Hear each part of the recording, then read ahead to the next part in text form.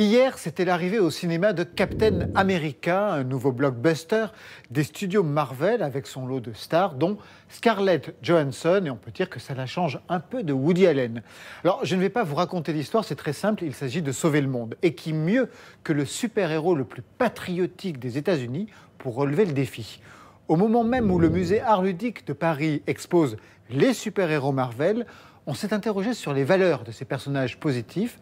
Que défendent-ils et qui sont leurs ennemis aujourd'hui? Un sujet combinaison moulante et tout en muscles. Benjamin Courtadon. On commence quand? On vient de commencer.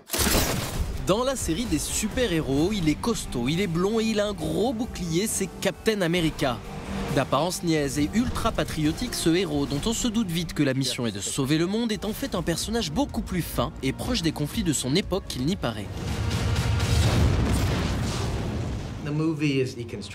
Le film déconstruit des thèmes politiques. Un des problèmes que j'avais avec le personnage de Captain America est que je le trouvais un peu simple, un peu massif, et dans le film, nous avons voulu lui rajouter autant de consistance que l'on pouvait. Nous avons voulu faire un thriller politique, quelque chose qui semble très proche au public. On a voulu qu'il y ait un climat de paranoïa, un peu comme celui dans lequel nous vivons aussi aujourd'hui. À nous de jouer. Il est temps. Quand vous rencontrez ces personnages au départ, vous avez l'impression qu'ils ne vivent pas dans notre quotidien. Et pourtant, ils font face aux mêmes problèmes. Dans le film, tout semble aller bien jusqu'à ce que nous réalisions que les apparences sont trompeuses et que ce que nous protégions aveuglément est en fait en train de se retourner contre nous. Je crois que c'est un monde, une comparaison qui fonctionne bien par rapport au monde politique d'aujourd'hui et que ça le reflète bien. Il avait un parachute? Non. Pas de parachute.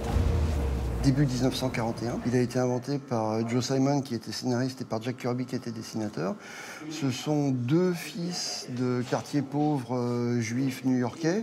Ils sentaient bien que ça commençait à chauffer en Europe et qu'il fallait qu'un jour ou l'autre les États-Unis rentrent en guerre.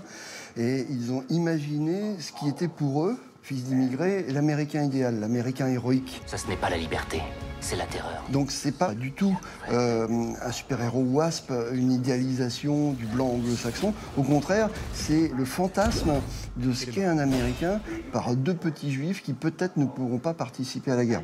Il a été créé aux États-Unis pour convaincre les gens qui ne voulaient pas participer à la guerre de s'engager et prendre conscience que c'était une guerre dans laquelle il fallait s'engager absolument. C'est un des caractères les plus importants du personnage. Du coup, peu importe la période dans laquelle vous vous trouvez, il faut simplement prendre votre personnage et le faire réagir à l'air du temps. Et justement, l'un des traits frappants de ce nouvel opus, c'est la révolte du héros contre ses propres chefs, leaders du pays qui rêvent, eux, d'un monde livré au tout sécuritaire.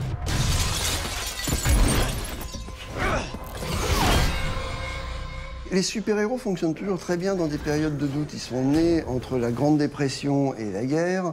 Ils réapparaissent au moment de la guerre froide. En ce moment, ils connaissent un véritable engouement, surtout depuis le début des années 2000. Et là, on est dans une logique de la peur du terrorisme, etc. Mais ils véhiculent aussi le doute, la méfiance et le regard critique qu'on peut avoir sur la société.